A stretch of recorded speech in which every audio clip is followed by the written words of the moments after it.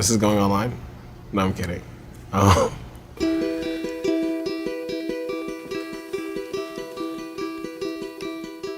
Badly, I'm good. Officer. Job. Helpful. People. Brave. Men and women who are making sure that everyone's doing right things, I guess. Popo. Justice. They fight crimes, they're like superheroes. Conceited. Officer. Corrupt. Justice. Helpful. Safe. Brutality, like just abusive. Friendly. Brutality? Man, it's because it sucks right now, man. Police used to stand for something good. Change. I would say help. My times that I've ever dealt with the police, I've actually received a lot of help. Beatdowns. Victims of a generation. Again, an issue with this generation. I don't think they value life anymore. Self-opposed protectors. Brutality. Authority. If they don't mess with me, I don't mess with them. I look for them like they're looking for me. Doing their jobs. I believe most of them like to protect their families. They love to protect their families. They love to protect their own well-beings. Insane. Detached. If you look at a lot of the police department, they don't actually live in the neighborhoods that they police in. Scary. Crisis. Untrained. Evil. I think that's self-explanatory. Just open a paper, open the news, or live a day as a black man and you'll understand. Law enforcement. Fear. Power is what the first thing that came to my mind. Stay away from them. You know, I don't know, when I was younger, I used to do a lot of stuff and, you know, I used to hate them. But now that I'm older and I have kids, it's kind of like, maybe we do need them, you know. Brutality. Well, the police are just another gang. Protection. Hands up. Salon. Because they kill my people with impunity and they're getting away with it and they have no regard for it. The only way we're gonna get the police to stop chokeholding black people to death is if the police start pretending that black people are really people. But they ain't gonna do that shit necessarily, so I'm gonna need your help. So instead of just filming somebody black getting chokeholded to death, why don't you yell over there, "Hey, stop it! He's really white and rich! That's just Jimmy Fallon in a mask, motherfucker." Violent. Force.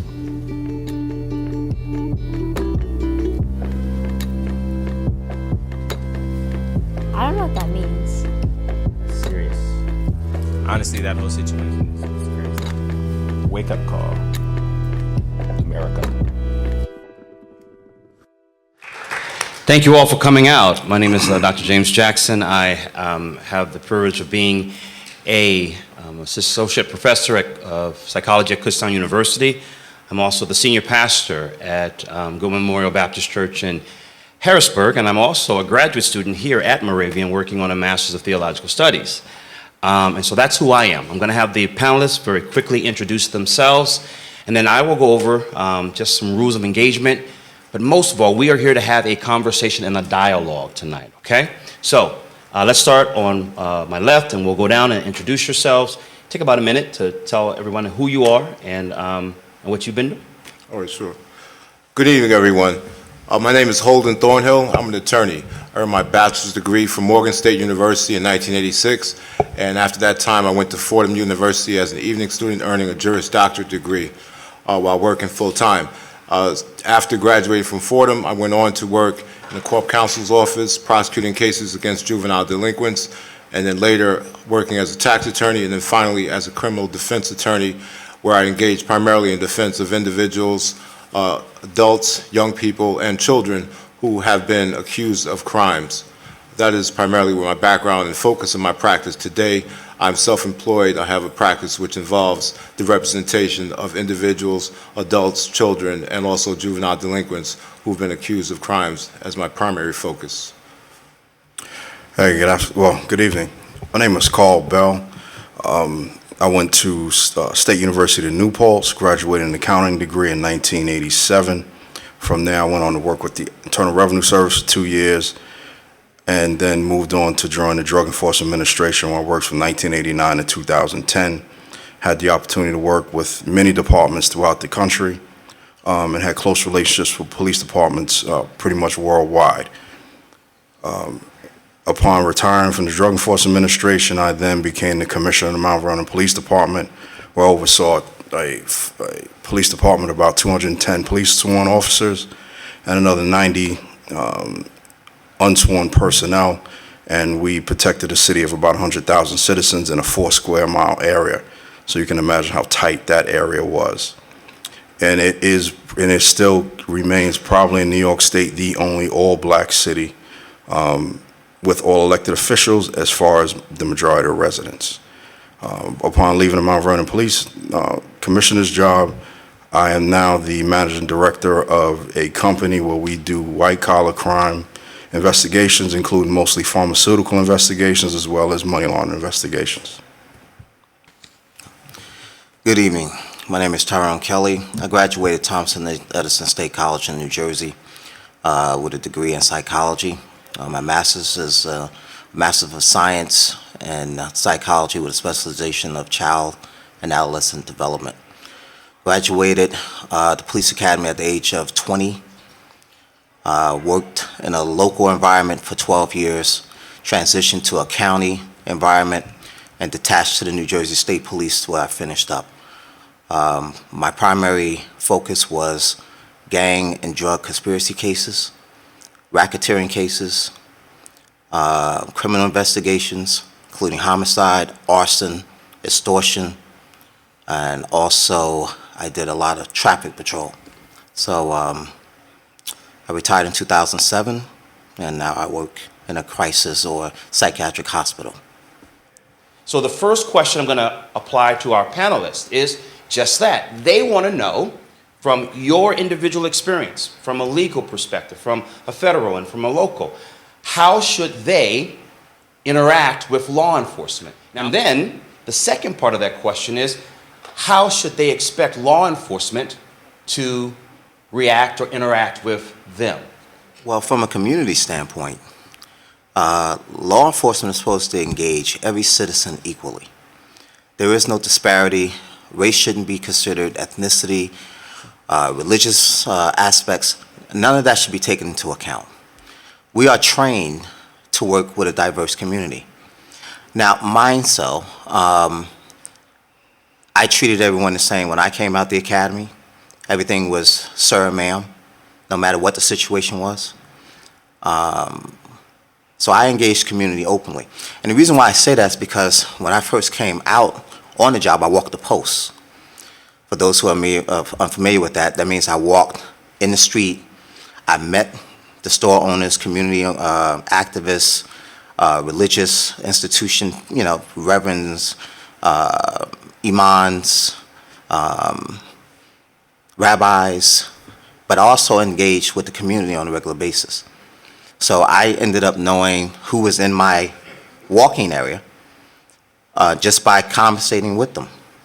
Spoke to everybody, even those who didn't want to speak back. I ended up learning certain things about families in the community that I served. I ended up actually helping resolve a lot of issues before it even got started. Because I was involved in the community, I lived in the city where I initially started working, it made it easier for me to learn about the people that I'm servicing in my post area, all right, throughout the city. And we had a 4 mile square city in the city of East Orange with about maybe 130,000 people that live in that city. Now, that's the way law enforcement is supposed to engage with civilians. Civilians should feel comfortable engaging with law enforcement. Now, if you have a question of an officer, you see an officer on the street, there's no reason why you can't engage with that person. They should be openly available to talk to you, discuss anything, answer your questions freely, without you being under any duress whatsoever. Right? So there's no reason or rationale on why they wouldn't want to do that. That's what their focus is. That's actually what their job is. To protect and serve, but to provide community service. They're out there for you as a citizen. Questions? And my question is, like, in the event that you do have, well, not like an altercation, but like something where you would need to report the officer's badge number, how can you assure that if you do file a complaint that it's gonna make its way through and you're gonna see a difference? Follow up. Make sure when you make that complaint that you follow up. Because usually there's a clerk that will take your complaint, but then you call back and you find out the highest person you can speak to or where it's supposed to go to. I used to get calls all the time about, I filed a complaint last week, I want to know if you heard about it. And then we developed a policy of, was when I received the complaint in my office, we sent out a letter or an email letting them know that we got the complaint, we're looking into it, and then we definitely followed up with the results. So it's also on your part or the person's part who files a complaint to follow up on that complaint. Just filing it's not enough. If you want a resolution or you want them to know that you care beyond just the emotional moment when you file a complaint, that you really want it addressed. Law enforcement officers are also members of the community. Based on your experience in law enforcement, being exposed to controversies around the country, and also living in your own respective neighborhoods, what are your general thoughts on law enforcement and community relations as they stand today, where you live and nationwide? Well, I'm not law enforcement, never have been, but I want to take this one. And then I'll definitely invite my brothers to follow up because they have both been law enforcement. One of the things about being in law enforcement, I have a lot of good friends who've been in law enforcement, is that you have to understand that an officer is a human being, and what they're bringing into their job is the sensibilities that they have had growing up, be they good, bad, or indifferent. So for instance, I'm from New York City. A lot of the police officers who are in New York City come from outlying counties, such as Suffolk County, Nassau County, and perhaps even you could call Queens an outlying county to Manhattan and Brooklyn and places of that sort. So the sensibilities that they take, sometimes what is taught in the academy is to approach everyone a certain way. But when you're coming from environments where you haven't grown up around the same people that you are now policing. So for instance, I'm sure you're all familiar with the case that recently occurred in Brooklyn, where an Asian individual, a police officer, was accused of shooting a black man, and he killed the young black man, and then he was later sentenced. Are you all familiar with that? It just happened recently. So in this instance, while this officer was from New York, he was from a very narrow part of New York, primarily the Chinatown area, where his experiences and sensibilities in dealing with people from outside or other ethnicities is not the same. So perhaps he was a little more guarded, a little more afraid than he might have otherwise been. And this is something that can happen to anyone. And it doesn't just happen to officers as in terms of white on black. It could also happen to black officers who are afraid of other black people, because in many respects, I believe the police department sees things in terms of blue, in terms of we're all blue and you're not. So it's not necessarily a black-white thing or an Asian-white thing or anything of that sort. It's a blue thing. And then that gets compounded by the fact that these officers are from communities that perhaps these other individuals are not from. So they're not able to detect the certain nuances and differences between someone who could pose a threat and someone who could not. Like that unfortunate young black man who was killed by the Asian officer was in a staircase with his girlfriend. I'm not sure what they were doing, but clearly they did not pose a threat to him. But nonetheless, because of his fear, this is what happened. And personally, I don't feel that he should go to prison for that, because clearly it was an accident, largely because of his rookie inexperience. That's not something that would have probably happened to an experienced officer, because an experienced officer would not have had his gun out. But then I go back to the fact that while many people play this as a race case, it's probably really not. Other than the Asian guy's inexperience and the fact that he may have reacted faster because of where he was and who he was around, but this was a rookie mistake more than anything else, in my view. Panel. So my statement is that once upon a time, community policing involved, as you said earlier, where an officer actually knew some of the names of the people in the community, where an officer actually knew some of the students on the campus, where the officer engaged in the community's involvement. There was things like PAL, there were things like block parties. This goes back generations, decades in the United States.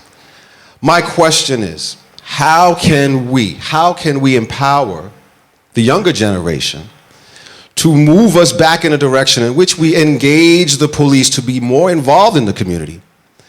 In which case we will find us more of a community once again, as opposed to police occupying, as opposed to policing and patrolling, and simply annoying communities. Some of you are from places where you feel the police annoy you. You heard some of the comments earlier, and that is my statement as well as question posed to the student.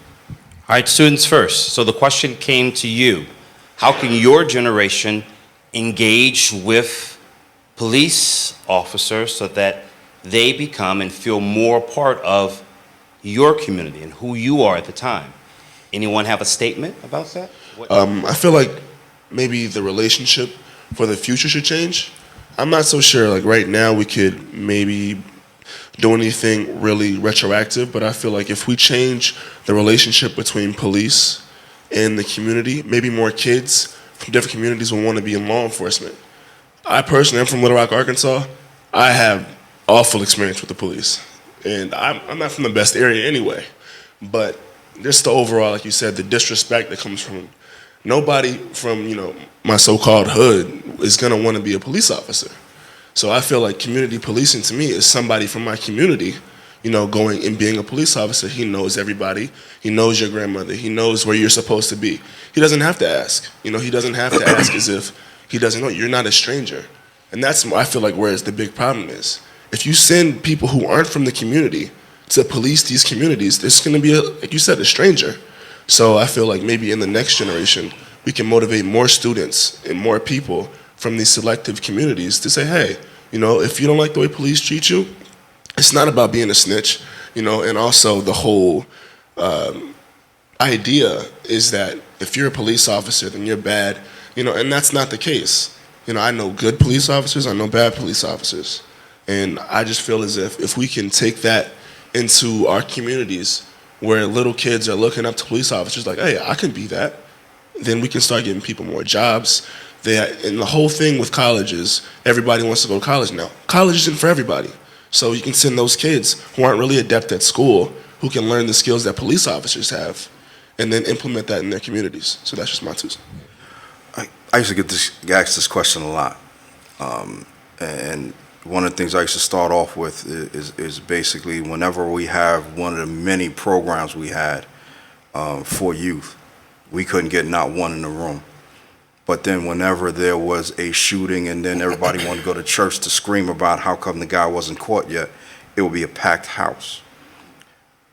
The engagement comes basically from 2 parts. You got to remember, one, the PALs and the things that my brother was talking about have been defunded.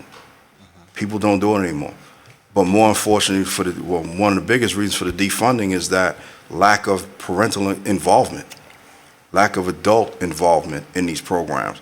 The PALs, you have a couple police officers, but you had a lot of volunteers. The same thing with programs in schools. Those things take volunteers, and we just don't do it. PAL? Police athletic leagues. Sorry.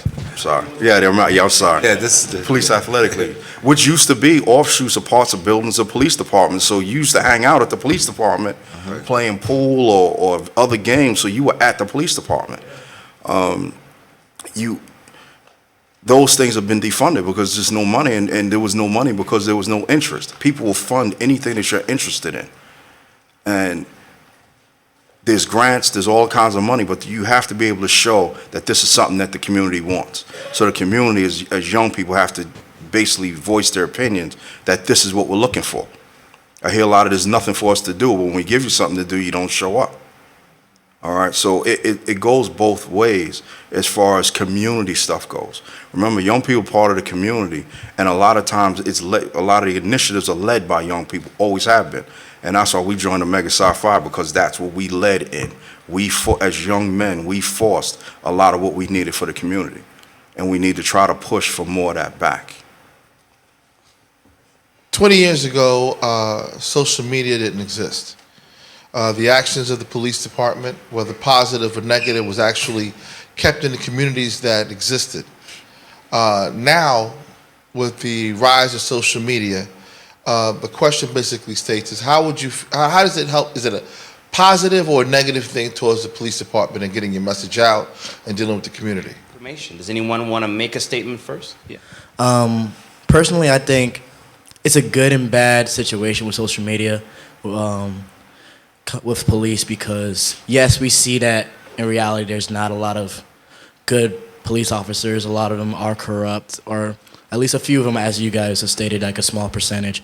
But then we also get that that mindset, that mentality that we got to be careful because a lot of them aren't who they say they are. You know, they're trying to portray themselves as something that they're not. So, because personally, my best friend, his father is a sergeant, and he's a black man. He would never do anything that you see on social media, you will see happening when it comes to police brutality. So I feel like it's a double-edged sword, and you got to understand, like, people have to understand that it is a double-edged sword that we're dealing with. So, yeah. When I was in patrol, way back when, we had just dash cams. All right, the dash cams, unfortunately, we didn't have a mic, so you only were able to see what was going on in the actual stops. You know, so if I pull somebody roadside and I'm actually having to stop, you know, you can't determine what's verbally being said and done. You can only see on a video camera. Well, then when they add the mics to it, you know, they mic'd us up. It was a lot different.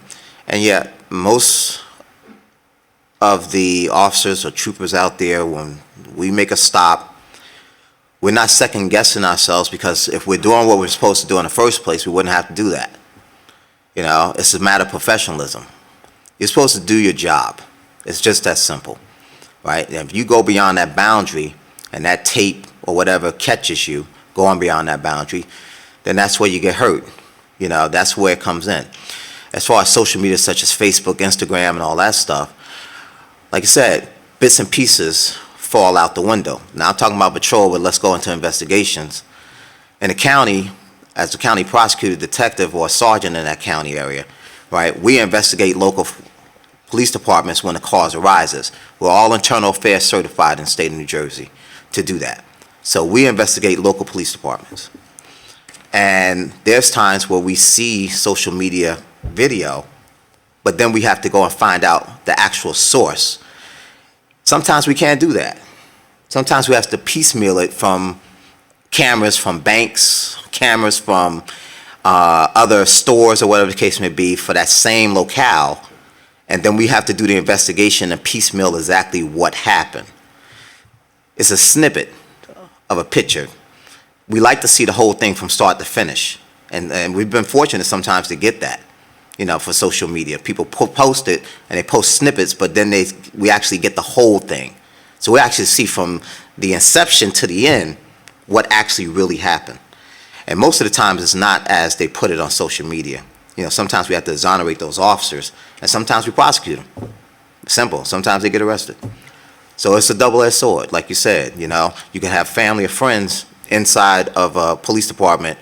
You may not think you would do that, but other people may. And it's a small percentage that will act inappropriately or unprofessional. A very small percentage in law enforcement. I just wanted to say, I think we have to be careful to not paint law enforcement with broad strokes. The same way we don't want to be, as a black person, I don't want to be painted with a broad stroke of there aren't a whole lot of good black people. And what I want to know from the panelists is more of a personal question. There's a lot of rhetoric about police, about law enforcement, and you straddle two worlds. I mean, you are black men, and we're often on the receiving end of police brutality, but you're also law enforcement. So how do you negotiate that, and what are your thoughts on all the rhetoric that you're hearing? Because you have to kind of argue both sides. I can't wait. Yeah. I've been stopped. Like, I can't tell you how many times I've been stopped. Right, I've been stopped by black officers, I've been stopped by white officers, Hispanic officers, right, you name it, I've been stopped by them. The funny thing about it is I don't always tell them who I am or what I do. You know, I usually ask one question: why did you stop me? And for the most part, they'll come up with something, you know, but I don't agree with it, and I may say, well, I didn't do that. And they said, well, yes, you did. And I was like, oh, that's your cause, your probable cause for stopping me, then that's inaccurate, because I know Title 39 from the state of New Jersey. And they said, what, are you a lawyer or something? I said, no, I said, I'm not a lawyer, but I do know my rights. And mind you, I've been stopped, and I don't tell them who I am at first, only when the need requires me to, because some of their behaviors are inappropriate. We get stopped. I'm quite sure my brother sitting next to me has been stopped. So the engagement is, you know, we're measuring both sides of the fence. I despise when I'm being stopped for no reason, and I let them know, and then I file a formal complaint if it comes to that. Working on the other side of the fence, I have to be mindful that when I'm stopping someone, it has to be, I have to follow the procedure, and it's not the norm, so everything changes out there. But I have to be mindful that I'm a professional and I should act accordingly. So I don't care who's taping me. You know, I'm not paying attention to who has cell phones out and all that stuff. I'm more interested in my safety and the person that I stopped safety. Because I stopped this person, I'm detaining this person. So I'm responsible for that person's stop. So if I'm acting in a professional manner, which I should always be acting in, even when no cameras are on me, I'm just going to do my job, and that's the way I see it. You know, I have to do what I feel is morally right for me. You know, and that's being a professional. You know, so if something happens out there and somebody gets it on camera, fine. It may benefit me more so than the person that, you know, that I stopped. I don't have a problem with it, you know, as long as you're doing what you're supposed to do. I tell my son, my daughter just started driving. I told her exactly what to do. If you're stopped, put the car in park, turn on your lights, put your hand on the steering wheel, wait for the officer to approach, give him what he's asking or she's asking for, and then ask them why they stopped you. Search of a vehicle, and I've done plenty of them, okay? You do not consent to a search unless I have probable cause to get you out of that vehicle. Unless I see something that's in that vehicle that gives me rise or alarm, I have no reason to search your vehicle. If it's a traffic stop, I'm going to issue the citation and let you move on. Now, if I have to go into an investigative mode at that point on the scene or at the stop, then that's something different, because maybe I'll have something else and probable cause may arise for me to ask you to step out of the vehicle. That's the only reason that a car generally is searched by, you know, law enforcement. But I have to have a reason to search your vehicle. If I ask you, can I search your car? The question that, you know, I just have to say it. I was asked a couple of times when I was stopped, can I search your vehicle? I said, can I search yours? No, you're not searching my vehicle. You have no reason to search my vehicle. And that's the way I stand with my children, and that's the way I tell young people, don't allow it. If you didn't do anything wrong, from a polite and respectful point of view, you can ask, why did you stop me? Don't get into a debate. And the question of where you're going, where you're coming from, it's irrelevant from a law enforcement standpoint. I don't need to know that information unless I'm going to go into a more in-depth investigation. If it's 4 people in the car and I pull one out and I start talking, their stories are all different, then that's a problem. You know, that may be a problem that I have to address. But other than that, you're driving on the road, I stopped you. I stopped you for a reason. I have to have one to stop you. Either I'm going to issue a summons or warning, I'm going to let you go. It's just that simple. But never consent to a search of a vehicle, especially if you know that you haven't done anything wrong. How would I say no? Because, like you said, there's not going to be any way for me to understand what he sees or he or she sees. So for me to say no, it's going to be like, yes. And I'm like, what am I supposed to not let him in my vehicle? What if he tells me to get out of the car? am I supposed to say no to that as well? But there's a very fine line there. I mean, you have to stand your ground and do it as defiantly and respectfully as possible. And again, if where possible, try to get a badge number, but may not be possible under circumstances, because as you said, if this happens in the middle of the night, you're by yourself, or if you had children, you're with your children, and things get to that level, then you could find yourself in a very fortunate position. But see, here's the thing. If there were a challenge made to a stop like that as to the admissibility of what's found in the car, the inadmissibility of such, you as the individual pulled over would have a right to testify. And you as someone who presumably have made it this far in life, you don't have a criminal record, you don't have anything to hide, then you can tell your story, your side of that story at that point.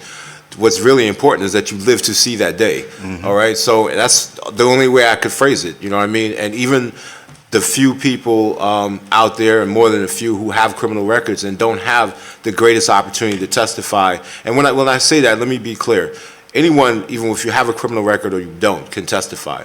But if you have a record that's as long as my arm and you testify, you're going to be impeached based on the record that you have. Isn't it true that you've been arrested for selling drugs? Isn't it true that you had a gun in 2007? So on and so forth. That's what it means to be impeached by that. But if you don't have such a record, then your word essentially becomes just as strong as the police officer's word, in my view. If not, in terms of the pretrial hearings, which would be the suppression of the evidence, certainly at trial where you would have another opportunity to testify.